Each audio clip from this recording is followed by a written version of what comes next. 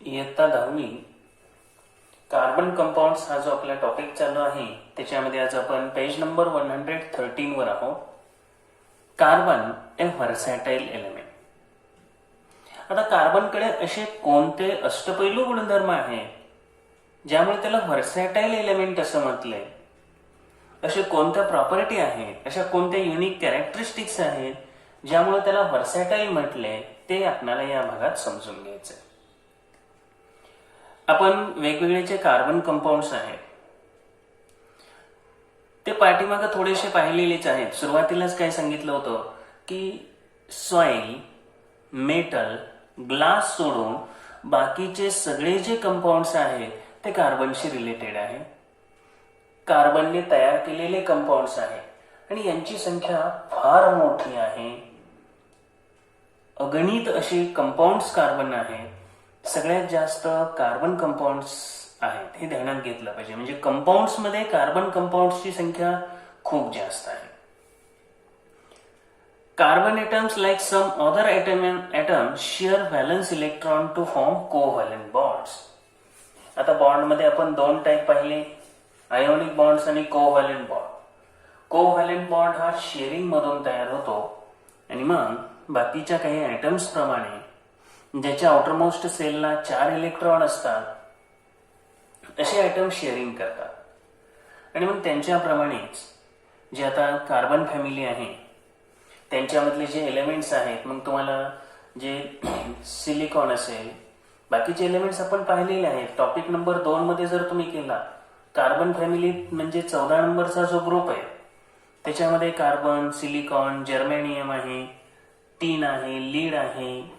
तर हे एलिमेंट्स त्यांच्या आउटरमोस्ट ऑर्बिटला 4 इलेक्ट्रॉन असतात. हे शेअरिंग करतील, ते कोव्हॅलंट बॉन्ड्स बनवतील. आता सिंपल कार्बन कंपाऊंड मिथेन. आता हे वाक्य सुद्धा अंडरलाईन केलं पाहिजे. सिंपलेस्ट कार्बन कंपाऊंड ते आहे मिथेन. सिंपलेस्ट, सगळ्यात simple, simplest carbon compound methane.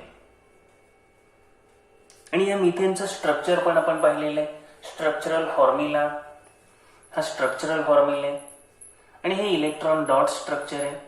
आणि इथं हा मिथेन कसा तयार होतो हे पण दाखवलेलं आहे. मिथेनवर थोडासा मुलांनी जास्त ट्रेस दिला पाहिजे, कारण मिथेनच्या संदर्भामध्ये प्रश्न हे हमखास एक्झामला येतात. त्याच वेळेला एक आपण गोष्ट देण्यात घ्या, carbon is different other than elements. The number of compounds formed from carbon atom is extremely large.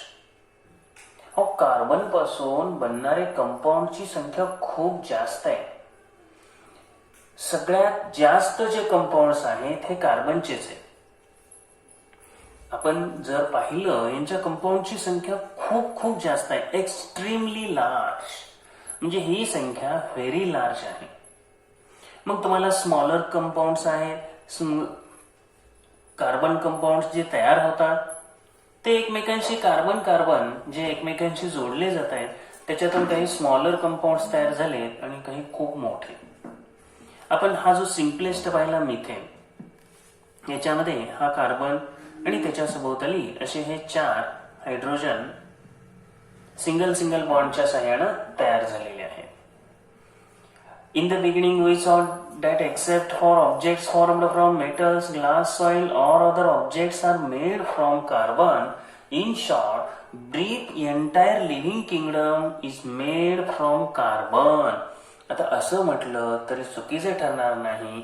Entire living kingdom हे कार्बन पासून बनलेलं आहे.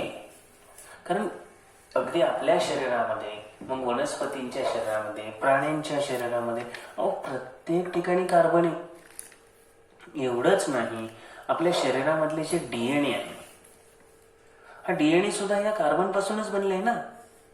ह्या गोष्टी आपल्याला माहिती असल्या पाहिजेत. Millions of molecules ranging from small and simple methane molecule to extremely big DNA molecule are made from carbon. म्हणजे सिंपलेस्ट मिथेन पासून कॉम्प्लेक्स असणारं, अतिशय मोठं असणारं जो मॉलिक्यूल आहे डीएनए सुद्धा या कार्बन पासूनच बनलेली आहे. म्हणजे कार्बन हा किती त्याच्यामध्ये असे गुणधर्म आहेत की बहुतेक सगळे आपल्या शरीरामधले बहुतेक कंपाऊंड, आपल्या शरीराची जी निर्मिती आहे टोटल मध्ये कार्बनवर डिपेंड आहे. थोडक्यात सांगायचं काय, आपल्या हेरिडिटरी कॅरेक्टरला जबाबदार असणारा बिग डीएनए मॉलिक्यूल सुद्धा हा कार्बन पासूनच बनलेला आहे. त्यामुळे याचं मॉलिक्युलर मास जे आहे ते रेंज अप टू 10⁻12 फार मोठे 10⁻12 पर्यंत याचं मॉलिक्युलर मास आहे. कारण काय होतं, हा कार्बन हा स्वतःशी असे कोव्हॅलंट बॉन्ड तयार करतो. आणि याच्यामध्ये तुम्हाला काय सांगितलं की हे याचं मॉलिक्युलर मास एवढं मोठं आहे की हा 10⁻12 पर्यंत, म्हणजे तुम्हाला सहजासहजी वाचता सुद्धा येणार नाही एवढं मोठं त्याचं मॉलिक्युलर मास आहे.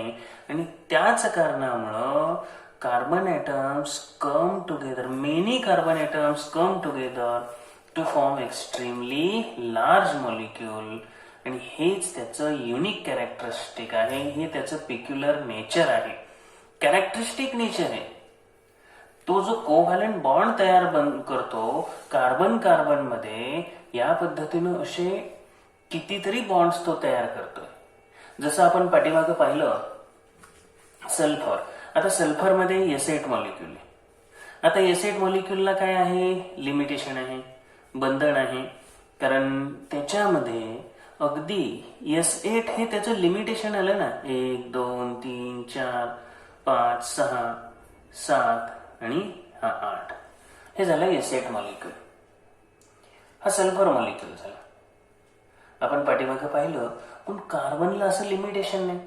हा simplest methane, ethane, propane, butane, याच्यापासून असे, इथं मी स्ट्रेट चेन दाखवली, याला पुढे आपण शिकणारच आहोत, याला स्ट्रेट चेन म्हणतात.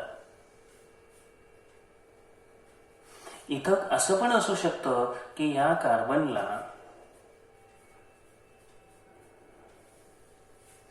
अशी मध्ये एखादी इथं ब्रँच येऊ शकते, इथं त्याला पुन्हा एखादी अशी ब्रँच येऊ शकते. आपल्याला कार्बनच्या चेन समजाव्यात म्हणून इथं आपण काय केलं की ही एक स्ट्रेट चेन पाहिली. आता तसेच ही ब्रँच चेन आहे. आता याच्यामध्ये ज्या ब्रँच तयार झालेल्या आहेत ते समजावं म्हणून एक हे चेन काढलेले. अशा अनेक प्रकारच्या चेन बनू शकतात आणि म्हणूनच कार्बनचे अनेक कंपाऊंड्स बनतात आणि एक्स्ट्रीमली लार्ज कंपाऊंड्स बनतात. त्याचं मेन रिझन हे आहे, म्हणजे स्मॉलेस्ट पासून बिगेस्ट पर्यंत जे तयार होतात त्याचं तेच कारण आहे. तसं बाकीच्यांना लिमिटेशन आहे. आपण S8चं लिमिटेशन पाहिलं, N2 पाहिलं, O2 पाहिलं, H2 पाहिलं, तर त्या इतरांना लिमिटेशन आहे. तसे कार्बन मात्र फार लार्ज कंपाऊंड्स, मोठे कंपाऊंड्स बनवतो. आणि हे जे कंपाऊंड्स बनवणं, हे जे त्याचं पेक्युलर जे नेचर आहे, आणि या नेचरला कॅटेनेशन पॉवर असं म्हटलं जातं. म्हणजे त्याच्याकडं कॅटेनेशन पॉवर जी आहे, ज्याला मालिकाबंध म्हणतो आपण, ही अत्यंत महत्वाची प्रॉपर्टी आहे. फार मोठे कंपाऊंड्स, जास्त कंपाऊंड्स तो बनवण्याचं कारणच आहे, तेच आहे. आता या ठिकाणी आपल्याला कॅरेक्टरिस्टिक्स शिकायचे आहेत, त्या हेच आहेत. पहिली कॅरेक्टरिस्टिक दिलेली आहे, carbon has unique ability. Unique म्हणजे एकमेव, अद्वितीय अशी त्याची जी ॲबिलिटी आहे, to form strong covalent bonds with other carbon atoms. This results in the formation of big molecule. Carbon carbon carbon carbon carbon हे असे एकमेकांशी ते बॉन्ड बनवतो. आणि याच कारणामुळं तो काय सांगितलंय, आणि ह्या कार्बन कार्बन मधला जो कोव्हॅलंट बॉन्ड आहे तो इतरांपेक्षा कंपॅरेटिव्हली कसा आहे, स्ट्रॉंग आहे. आणि हा स्ट्रॉंग असल्यामुळेच काय होतात, बिग मॉलिक्युल्स बनतात. आणि यालाच आपण काय म्हणतो, कॅटेनेशन पॉवर म्हणतो. Carbon compounds contain open chains और closed chains of carbon atoms. आता इथं हे जे पाहिलं याला आपण ओपन चेन म्हणू. म्हणजे या ठिकाणी कार्बन कार्बन एकमेकांशी ह्या ज्या चेन तयार करतात तर हे आहेत ओपन चेन. हा आपण सांगाडा दाखवला. आणि क्लोज्ड मध्ये कसं असतं की या ठिकाणी हे क्लोज्ड चेन आपण दाखवतोय. आता याच्यामध्ये ही क्लोज्ड चेन तयार होते, रिंग तयार होते. मग याच्यामध्ये जर आपण बेन्झीन घेतला तर अल्टरनेट म्हणजे एका पाठोपाठ एक सिंगल आणि डबल बॉन्ड आता हे असतील. या ठिकाणी कार्बनच्या 4 व्हॅलन्सी असतात, तुम्हाला माहितीच आहे. 1 2 3 आणि ही चौथी व्हॅलन्सी म्हणजे हा हायड्रोजन बरोबर इथं कंबाईन झालेला असतो. 1 2 3 आणि हा चौथा. अशा रीतीनं अल्टरनेट सिंगल डबल बॉन्ड जे आहेत हे नीट लक्षात घ्या.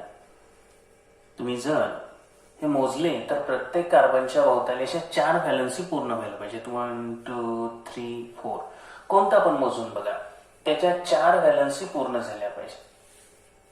इथं स्ट्रेट आहे तिथं पण 1 2 3 4 कोणत्याही ठिकाणी अशा कार्बनच्या, कारण व्हॅलन्स सेलमध्ये त्याच्या 4 इलेक्ट्रॉन आहेत. मग इथं पण 4च तयार होतात, 1 2 3 4.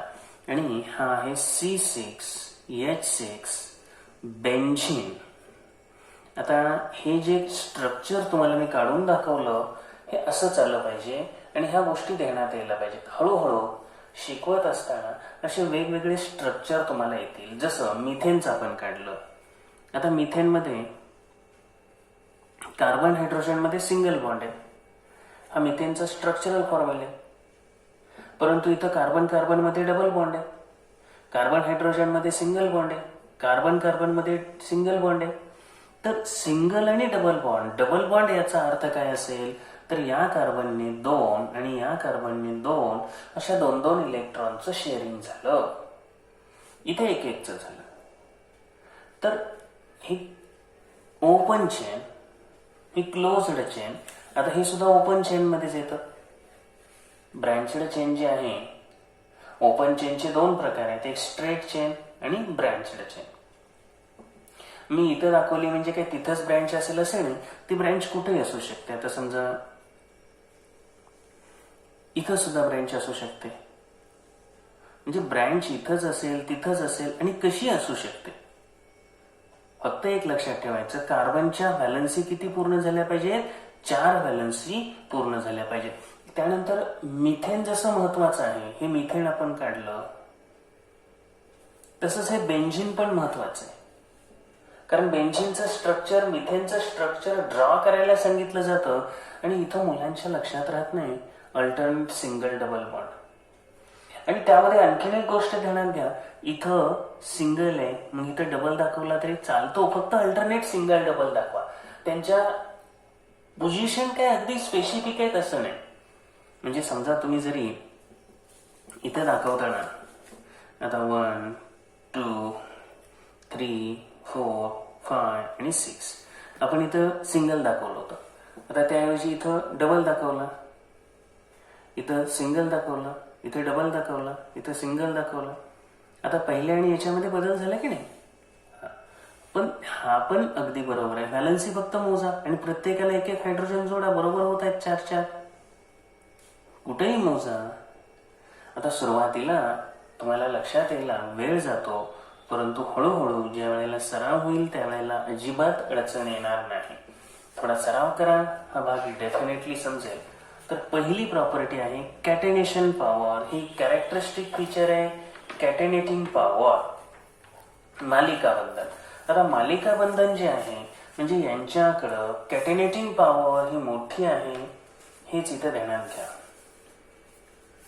ओपन चेन आणि क्लोज्ड चेन हे कार्बन ॲटम्स बनवतात. ओपन चेन जे आहे can be straight or a branched. Open चेनचे जे 2 टाईप तुम्हाला सांगितले त्याच्यामध्ये ती स्ट्रेट असू शकते किंवा ब्रँच्ड असू शकते. त्यानंतर आता याच्या पुढे आपल्याला दिले closed chain is a ring structure. He closed chain आहे, हे रिंग स्ट्रक्चर आहे, रिंग बनते. The covalent bond between 2 carbon atoms is strong and therefore stable. तर कार्बन कार्बन कंपाऊंड हे स्टेबल का आहे त्याचं रिझन विचारलं तर सांगता आलं पाहिजे. कार्बन कार्बनच्या मध्ये असणारे जे कोव्हॅलेंट बॉन्ड आहेत हे कंपॅरेटिव्हली स्ट्रॉंग आहेत आणि म्हणूनच ते स्टेबल स्थिर असं स्ट्रक्चर देतात. Due to strong and stable covalent bonds carbon is bestowed with catenation power. तर कार्बन कड याच कारणामुळं मोठी अशी कॅटेनेटिंग पॉवर आहे. मालिका बंधनचा जो गुणधर्म आहे तो मोठा त्यामुळेच आहे, हे ध्यानात घ्या. आपण इथं जर पाहिलं तर तुम्हाला काय दाखवलेलं आहे, हा कार्बन आहे, हे हायड्रोजन आहे, तर हा methane molecule ball and stick मॉडेलच्या सहाय्याने दाखवला. आता हे बॉलच्या रूपामध्ये दाखवलेले आहेत आणि हे जे यांच्यातले हे बॉन्ड आहे हे स्टिकच्या रूपामध्ये दाखवलेले आहे, बॉल अँड स्टिक मॉडेल. त्यानंतर इथं स्पेस फिलिंग मॉडेलच्या सहाय्याने पण दाखवले. हे हायड्रोजन सभोवताली असणारे मध्ये असणारा हा कार्बन आणि त्यांच्यामध्ये झालेलं शेअरिंग कळावं म्हणून हे दिलेलं आहे. त्यानंतर आणखी इंटरेस्टिंग पार्ट बॉक्समध्ये दिलाय, तो पण आपण पाहू. Till now the number of non carbon compounds is about 10 million. पहा, अब म्हणण्यासारखं आहे. आजपर्यंत आपणाला 10 मिलियन पेक्षा सुद्धा जास्त, 10 मिलियन इथं दिले त्याच्यापेक्षा सुद्धा जास्त कार्बन कंपाऊंड्स आपल्याकडे आहेत आणि हे जे large number of carbon compounds आहेत त्यामुळं या ठिकाणी this number is larger than the total number of compounds formed by all other elements. आज आपल्याला साधारणपणे 117-18 एलिमेंट्स माहिती आहे. इतर सगळ्यांची टोटल, सगळ्यांची म्हणतोय, आणि एकट्या कार्बन कंपाऊंडची टोटल ही कार्बनची जास्त आहे. आणि मग आता या कार्बनचं जे विशालत्व आहे, व्हर्सॅटाइल प्रॉपर्टी आहे, ते लक्षात येते. याचे मॉलिक्युलर मास हे 10⁻⁴ पासून 10⁻12 पर्यंत आहेत. हे पाठीमागे पण आपल्याला दिलेलेच आहे आणि त्यासाठी आपल्याला टेबल नंबर 9.7 मध्ये पण ते पाहायचं आहे की त्याचे मॉलिक्युलर मास जे आहे ते किती आहे. तर हे मॉलिक्युलर मास फार मोठ्या प्रमाणात बदलते. आपल्याला इथं काही मॉलिक्युलर मास दिलेले आहेत ते आपण सर्वप्रथम पाहू. Methane smallest carbon compound, simplest carbon compound, ज्याचं मॉलिक्युलर मास आहे 16. आता हे मॉलिक्युलर मास तरी कसं काढलं जातं ते सुद्धा थोडक्यात सांगतो तुम्हाला. CH4 मध्ये कार्बन आणि हायड्रोजन यांच्या मॉलिक्युलर मासची ऍडिशन करायची. CH4 मध्ये एक कार्बन आहे आणि या कार्बनचं मॉलिक्युलर मास जे आहे ते किती आहे, 12 आहे. ओके, आणि हायड्रोजनचं किती आहे, 4 आहे. हे झालं 12 आणि 4 16. तरी अशा रीतीने मॉलिक्युलर मास काढलं जातं. तुम्हाला हे काय सगळ्याचं मी काय काढून दाखवणार नाही. आता त्यानंतर दिलंय कुकिंग गॅस. आता कुकिंग गॅस जो आहे, जो स्वयंपाकाचा गॅस आहे, त्याच्यामध्ये प्रोपेन आणि ब्युटेनचं मिक्सचर आहे. त्यानंतर बेन्झीन, त्यांच्या समोर त्यांचे मॉलिक्युलर मास दिलेले आहे. कॅम्फर, पेनिसिलिन, शुगरचं मॉलिक्युलर मास आहे बघा 342. आता हे मॉलिक्युलर फॉर्म्युले माहिती करून घ्या. अगदी मॉलिक्युलर मास पाठ करायला पाहिजेत असं नाही, फक्त समजून घ्या. डिटर्जंट 347 आहे. फॅट तर अप्रॉक्सिमेट 700 दिले. स्टार्च 10⁻³ आहे आणि आपला जो DNA मॉलिक्युल आहे 10⁻12. तर एवढे मोठे मॉलिक्युलर मास आहे. मग इथं मध्ये सेल्युलोज, प्रोटीन, पॉलिइथिलीन वगैरे दिलेले आहेत. याचा फक्त अंदाज यावा म्हणून या टेबलचा उपयोग करायचा आहे. थोडक्यात कमी 10⁻⁴ to 10⁻12 पर्यंत हे मॉलिक्युलर मास आहेत हे इथं समजून घ्यायचं आहे. या page number 113 were use your brain power आपलं राहिलेलं होतं. आता ते पण पाहून घेऊ. Use your brain power. Hydrogen peroxide formula लिहून ठेवायचा. Molecular formula H2O2. तर H2O2चं डिकम्पोजिशन घडून येतं आणि त्याच्यापासून काय तयार होतंय तर H2O आणि ऑक्सिजन त्या ठिकाणी तयार होतं. तर इथं दाखवलेलं आहे हायड्रोजन ऑक्सिजन ऑक्सिजन हायड्रोजन, हा झाला हायड्रोजन पेरॉक्साईड. त्याचं डिकम्पोजिशन झालं आणि याच्यापासून काय मिळाले तर हायड्रोजन ऑक्सिजन हायड्रोजन म्हणजे हे वॉटर मिळालं. हायड्रोजन पेरॉक्साईड पासून डिग्रेडेशन झालं आणि हे वॉटरचे 2 मॉलिक्युल्स बरोबर इथं पहा O2 हा ऑक्सिजन या ठिकाणी तयार झालेला आहे. आता ही रिॲक्शन आपण जर पाहिली त्याच्या पुढे प्रश्न दिलाय from this what will be your inference अनुमान निष्कर्ष about the strength of OO covalent bond. आता ऑक्सिजन ऑक्सिजन मध्ये जो कोव्हॅलंट बॉन्ड आहे इथं काय झालं ऑक्सिजन ऑक्सिजन मध्ये कोव्हॅलंट बॉन्ड तयार झाला ना, कारण ऑक्सिजन ऑक्सिजन मध्ये काही इलेक्ट्रॉनचं शेअरिंग झालं बरोबर आणि त्यातूनच O2 बनला ना. आता या ऑक्सिजन ऑक्सिजनची कॅटेनेशन पॉवर जी आहे त्याच्याबद्दल त्याच्या स्ट्रेंथ बद्दल आपल्याला सांगितलंय. तर हा जो ऑक्सिजन ऑक्सिजन हा जो कोव्हॅलंट बॉन्ड इथं बनला त्याची स्ट्रेंथ मात्र खूप कमी आहे, व्हेरी लेस आहे.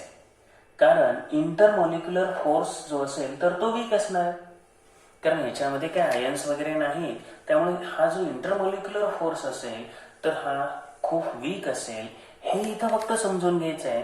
आणि कार्बन कार्बन मध्ये असणारा जो इंटरमॉलिक्युलर फोर्स आहे तो स्ट्रॉंग असतो. कोव्हॅलंट बॉन्ड त्यांच्यामध्ये जो असतो तर तो खूप स्ट्रॉंग आहे, एवढंच इथं समजणं गरजेचं आहे. इथं आपण म्हणू शकतो oxygen has no catenating power. Tell from the above example whether oxygen has catenating power or not. हे आपण इथं ऑलरेडी सांगितलं की oxygen has no catenation power, त्याच्याकडे मालिका बंधन ही प्रॉपर्टीच नाही. तो large number of oxygen compounds बनवू शकत नाही, म्हणजे इथं असे कंपाऊंड्स तो बनवू शकत नाही जसे कार्बन आता बनवत होता तसे या ठिकाणी मग सिंगल बॉन्डचे असू दे किंवा डबल बॉन्डचे असू दे असे तो बनवू शकत नाही. पण कार्बनचे आपण पाहिले खूप पाहिले.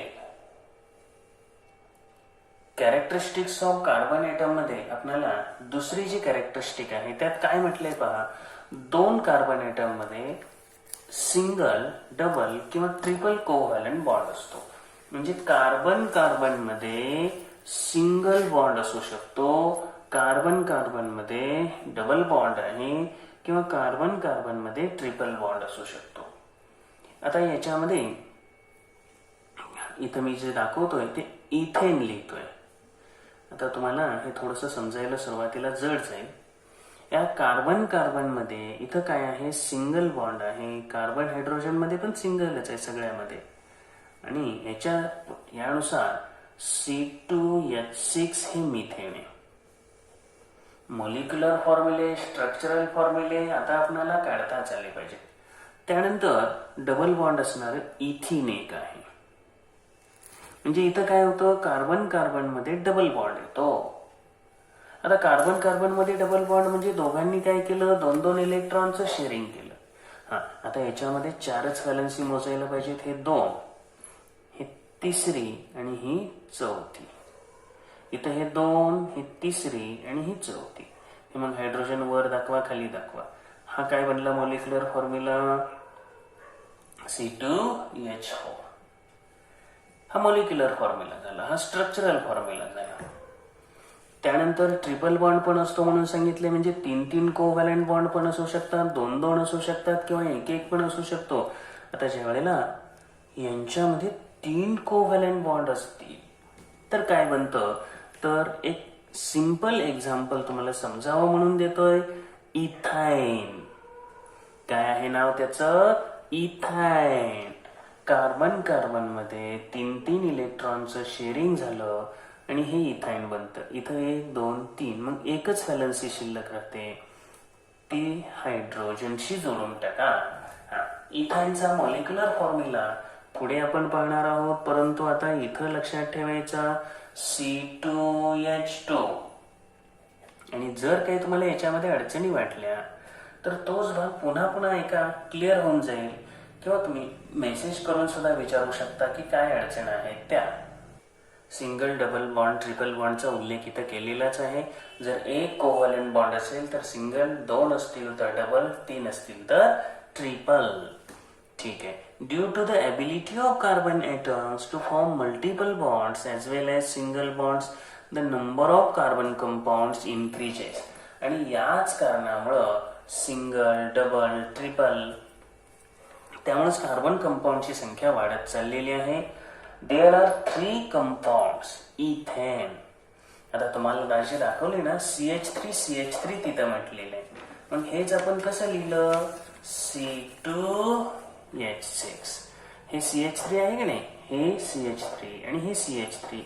मग हा मॉलिक्युलर फॉर्म्युला, आणि यांनी इथं CH3 असं दाखवलं.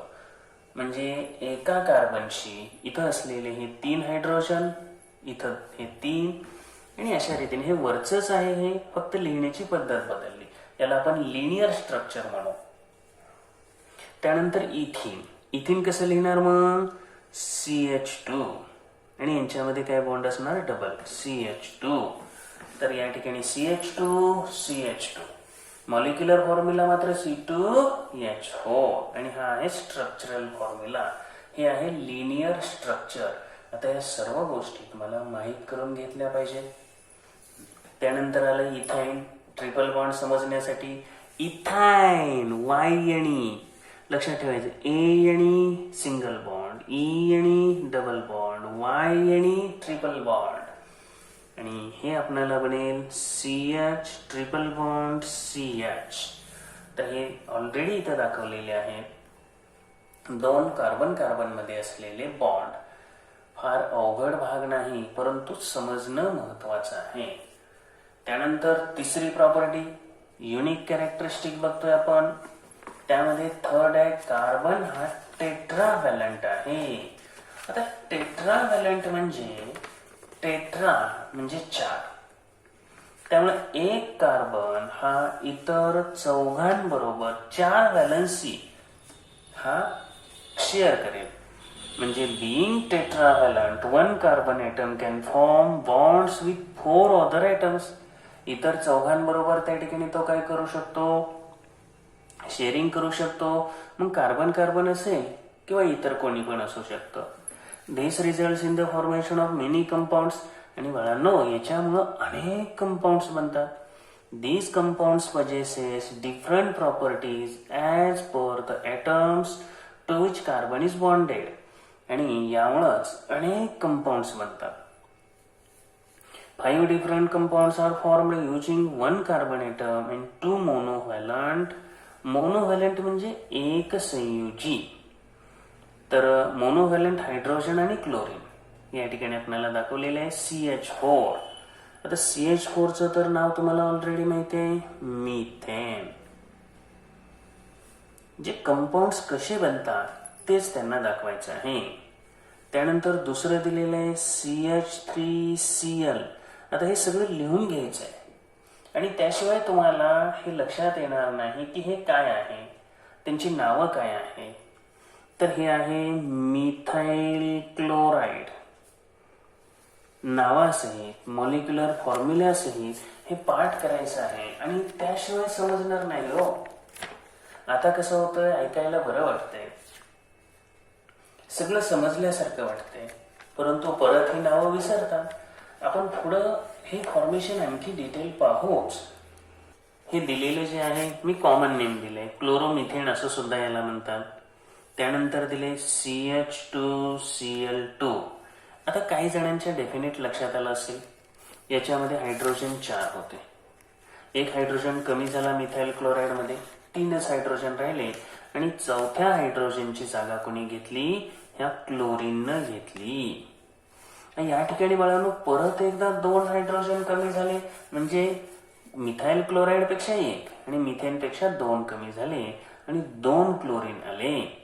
म्हणजे या ठिकाणी एक एक हायड्रोजन काय होत चालला, कमी कमी होत चालला. तर या ठिकाणी पहिल्याला पण आता त्याच्यामध्ये पण कसं आहे, कॉमन नेम आणि आयुपेसी नेम आहे. मग ही नावं तुम्हाला पुढं शिकायचीच आहेत. कॉमन नेम काय आहे, तर जनरली ज्याचा वापर होतोय ते कॉमन नेम आहे. आणि आयुपेसी नॉमेनक्लेचर म्हणजे सायंटिफिकली डेव्हलप्ड जी सिस्टीम आहे, त्या सिस्टीमनुसार दिलेली जी नावं आहे, मग त्यालाच या ठिकाणी आपण काय म्हणतो, आयुपेसी. आता याला काय नाव आहे म्हणून सांगितलं, दुसरं क्लोरोमिथेन. आणि ही नावं समजणंच आवश्यक आहे, पाठांतर होणं गरजेचं आहे. जसं जसं तुम्ही पुढे जाल तसं तसं ही नावं लक्षात राहतील. ही कशी लक्षात ठेवायची हे आत्ता जास्त सांगणार नाही, हे पुढं मात्र डेफिनेटली समजून जाईल. ठीक आहे, पुढे दिले CH2Cl2. तर डायक्लोरो, डाय म्हणजे दोन क्लोरीन, डायक्लोरोमिथेन. तर या ठिकाणी डायक्लोरोमिथेन. त्यानंतर पुढे आहे CHCl3 ट्रायक्लोरोमिथेन, CCl4 टेट्राक्लोरोमिथेन. सांगायचं काय आहे, एक असेल तर मोनो, दोन असतील तर डाय, तीन असतील तर ट्राय आणि चार असतील तर टेट्रा. ही नावं समजून घ्या आणि लक्षात ठेवा. मिथेन, क्लोरोमिथेन, डायक्लोरोमिथेन, ट्रायक्लोरोमिथेन आणि टेट्राक्लोरोमिथेन अशी त्यांची नावं आहेत. Similarly carbon atoms form covalent bonds with atoms like oxygen, nitrogen, sulphur, halogen. आता हॅलोजन तर तुम्हाला माहिती आहे, FCl-Br आहे. and P, phosphorus, to form different types of carbon compounds in large numbers. ही झाली थर्ड प्रॉपर्टी, थर्ड कॅरेक्टरिस्टिक. कार्बनची last one property आपल्याला दिलेली ती आहे, carbon has one more characteristic which is responsible. Spelling बदलून घ्या, SIBLE करा. For large number of carbon compounds it is isomerism. Isomerism आता कशाला म्हणायचं, जसं आयसोटोप्स होतं, समस्थानिक होतं, तसंच आयसोमरिझम. आता आयसोमर्स कसे तयार होतात हे थोडंसं आपल्याला पुढं शिकायचं आहे. म्हणजे यामध्ये कार्बनकडं आयसोमरिझम ही प्रॉपर्टी आहे. आणि हे आयसोमर्स कसे तयार होतात, एकापासून अनेक तयार होणं, फक्त जी पोझिशन आहे त्या पोझिशनवर हे आयसोमर्स अवलंबून असतात. ते पाहू. आपल्याला आयसोमरिझम, जसं आयसोटोप्स आपण पाहिले, आयसोटोप मध्ये काय होतं, समजा हायड्रोजन, ड्यूटेरियम, ट्रिटियम. तसं क्लोरीनला 3517, 3717 हे जे होते त्याच पद्धतीचा हा भाग आहे. ऑक्सिजन 16, 8, 17, 8, 18, 8. आता आपण आयसोमरिझम या ठिकाणी आपण शॉर्टच पाहणार आहोत. तर ज्या वेळेला 1, 2, 3, 4 आणि 5 आपण हा पेंटेन घेतोय. आता याच्यामध्ये जर आपण हा पाहिलं, हे स्ट्रेट चेन आहे. हे सगळे हायड्रोजन आपण इथं काढून घेतले. हा पेंटेन आहे. 5 कार्बन आहेत म्हणून याला आपण पेंटेन म्हणतो. याला 5 कार्बन आहेत म्हणून काय म्हणतो, पेंटेन म्हणतो. जर हेच 5 कार्बन मी असे स्ट्रेट चेन न दाखवण्याऐवजी दुसरा एखादा काय करेल की याच्यामध्ये 1, 2, 3, 4 असे घेईल. आणि पाचवा जो आहे तो पाचवा असं इथं घेता येईल ना. झाली की नाही 5, पहा बरं. हा, मग याला म्हणायचं आयसोमरिझम. तर यामध्ये हे बाकीचं आहे असंच येणार. बाकीचं इतर आहे असंच येणार. 4 व्हॅलन्सी पूर्ण करणे वगैरे हा सगळा भाग तोच आहे, यातमध्ये काही चेंज होत नाही. तर हा जो मिथाईल ग्रुप आहे, CH3 ला म्हणायचं मिथाईल, हा ग्रुप कुठं अटॅच झाला, तर या ठिकाणी हा 2 नंबरला अटॅच झाला इथं. मग ह्या ठिकाणी हे अटॅचमेंट बदलली, 5व्या कार्बन ॲटमची जी पोझिशन आहे ही पोझिशन बदलली आणि हेच पेंटेनचं दुसरं या ठिकाणी जे रूप तयार झालं त्यालाच आपण म्हणतो आयसोमर्स. म्हणजे याला आपण आयसोपेंटेन म्हणू. तर 2 नंबरच्या कार्बन ॲटमला त्याच्याकडे काय झालं, हा मिथाईल ग्रुप, काय म्हटलं मी, लक्षात शब्द ठेवा, मिथाईल, CH3 हा ग्रुप इथं अटॅच झाला. मिथेन वेगळं, मिथेन CH4 मधून एक कमी झालं की काय होतो, मिथाईल ग्रुप तयार होतो. आता याच पद्धतीनं आता थोडंसं पुढे गेल्यावर हे आणखी डिटेल पाहू आपण हा जसा आयसोपेंटेन काढला त्याच पद्धतीनं 4 जे आपण आडवे घेतले त्याऐवजी समजा इथं 3च घेतले, आपण 3च कार्बन ॲटम असे स्ट्रेट घेतले, तर पुढं कसं जाता येईल पहा. तर इथं जो 2 नंबरला आहे की नाही, याला एक वर कार्बन एक आणि खाली एक घेऊ आणि करा आता ह्या व्हॅलन्सी पूर्ण करून टाका.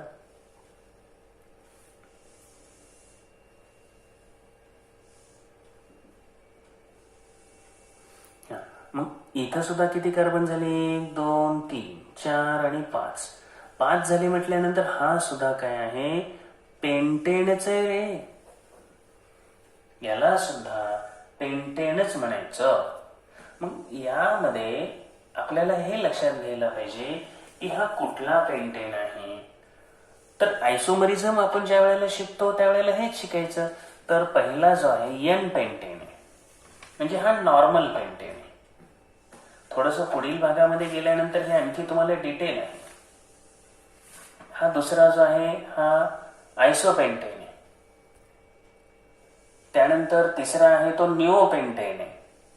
अशा स्वरूपामध्ये जो तयार होतो त्याला काय म्हणायचं, निओपेंटेन. या ठिकाणी आपण हे हायड्रोजन कंप्लीट करून घेतले. प्रत्येकाचा मॉलिक्युलर फॉर्म्युला मात्र सेम आहे, C5H12. कुठेही जावा तरी मॉलिक्युलर फॉर्म्युला बदलत नाही, फक्त स्ट्रक्चरल फॉर्म्युले बदलले. इथं स्ट्रक्चरल फॉर्म्युला वेगळा आहे, इथं वेगळा आहे, इथं वेगळा आहे, आणि त्यामुळेच यांना आपण काय म्हणतो, आयसोमरिझम असं म्हणतो, आयसोमर्स म्हणतो. म्हणजे सेम मॉलिक्युलर फॉर्म्युला